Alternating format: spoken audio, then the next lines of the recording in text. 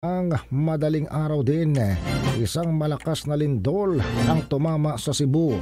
Magnitude 6.9 na lindol sa Cebu ang tumama kagabi. Napinsala ang mga heritage churches o mga lumang simbahang Katoliko sa Cebu at iba pang istruktura. Nawalan din ng kuryente sa malaking bahagi ng Central Philippines.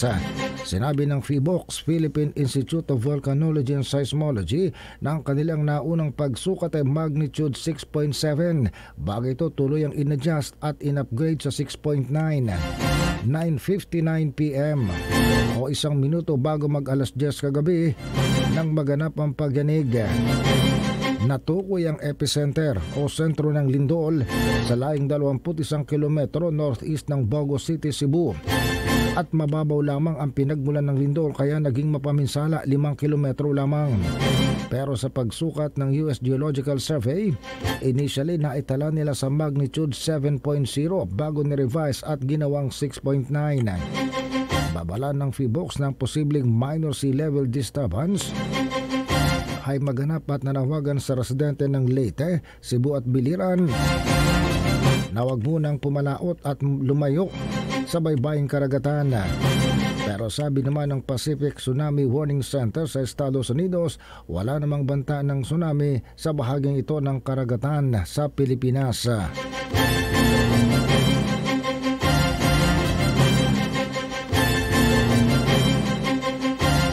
Samantala, ilang mga lumang simbahan sa Northern Cebu ang nagkaroon ng malaking mga pinsala. Ang daan taunang Archdiocesan Shrine of Santa Rosa de Lima sa Daan Bantayan Town ay partially nag-collapse. Sa Bantayan Island, ang mga videos na inilabas sa mga residente ay nagpapakita ng parokya de San Pedro Apostol ay tila sumasayaw sa panahon ng nililindol. At ang mga Christmas lights at bahagi ng harapan ng parokya de San Pedro Apostol ay nagbabagsakan. Sa town proper naman ng Bantayan,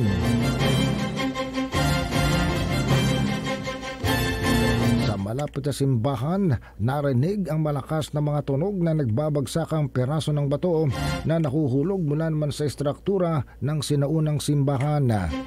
Sabi ng PHIVOLCS, naramdaman ang lindol sa intensity 5 sa Argao, Cebu, Lapu-Lapu City, Tacloban City, Sipalay City, Negros Occidental, intensity 4 sa San Fernando, Cebu, Bulan, Bulusan at Kasiguran, Sorsogon, Rojas City, Capiz, Himamaylan City, Negros Occidental, Ubay, Bohol, Lawaan, Eastern Samar, Lawang, Northern Samar, Catbalogan City, Samar, Dipolog City, Zamboanga del Norte, intensity 3 sa Legazpi City sa Albay, Iriga City sa Camarines Sur, Donsol, Sorsogon at maging sa Tibiao, Antique.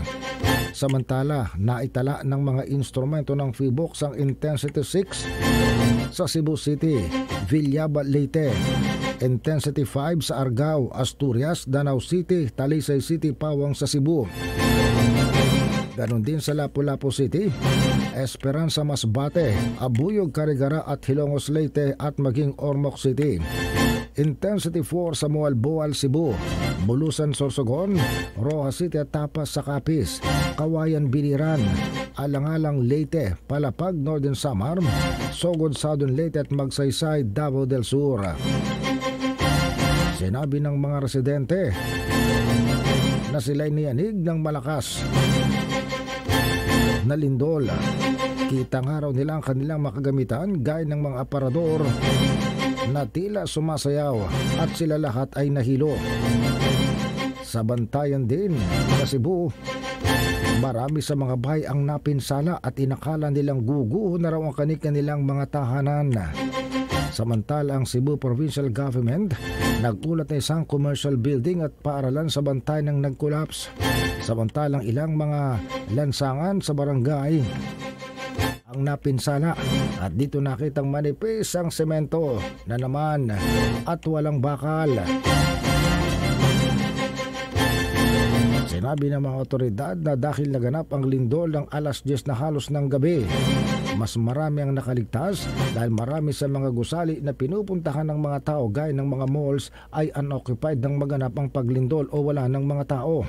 Sinabi ng National Grid Corporation of the Philippines na dahil sa paglindol, nasira ang ilang linya ng kuryente, kaya walang kuryente kagabi sa Cebu at kalapit na mga isla.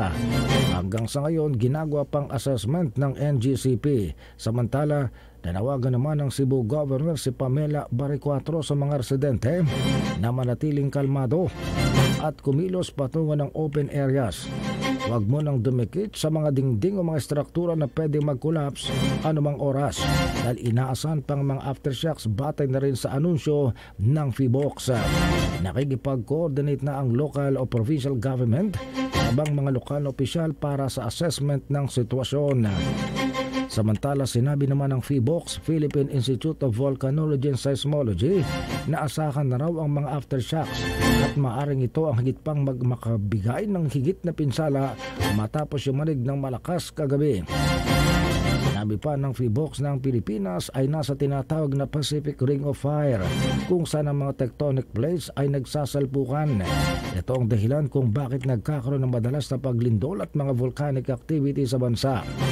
Bagaman ang araw-araw na lindol ay mahina para maramdaman, ang malakas at mapaminsalang mga lindol ay tumatama ng walang babala, walang instrumento na pwedeng sumukat at pwedeng tumaya kung kailan tatamang isang lindol sa partikular na lugar.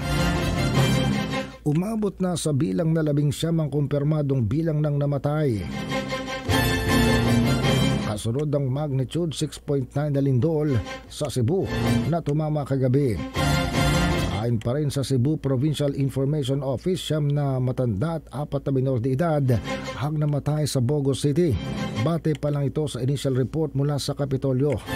Karamihan sa mga biktima ay nadurog o nabagsakan ng kanilang mga nag-collapse na bahay. Ang Bogos City ang epicenter ng paglindol.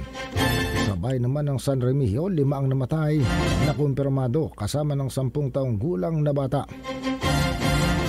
Sinabi ng San Remigio Municipal Disaster Risk Reduction and Management Office sa 3 sa mga namatay ay mga tauhan ng Philippine Coast Guard, samantalang isa naman ay miyembro ng Bureau of Fire Protection.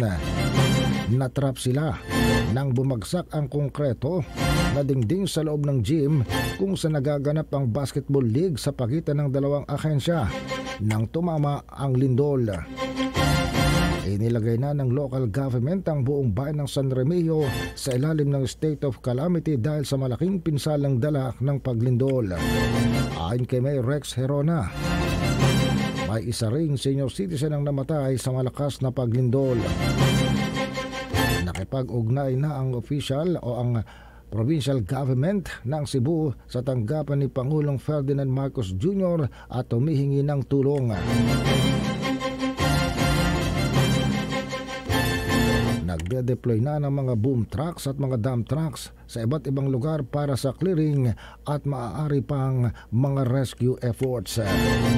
Samantala, sa kaugnay pa rin pong balita, nalungkot naman ang mga mananampalatayang Katoliko sa Cebu dahil ilan sa mga ipinagmamalaki na heritage churches, mga simbahang higit sa 100 taon na ang tanda sa Northern Cebu ang nagkaroon ng significant damages matapos ang malakas na lindol na tumama kagabi. Ang centuries-old, halos 300 taon na Archdiocesan Shrine ng Santa Rosa de Lima sa Daan Bantayan Town ay partially nag-collapse ay na rin sa salaysay ng mga parishioners. Sa Bantayan Island, nakunan pa ng video ng mga residente ang parokya de San Pedro Apostol Bantayan na isa ring heritage church na ang mga Christmas lights at bahagi ng outer facade nito ay nahuhulog.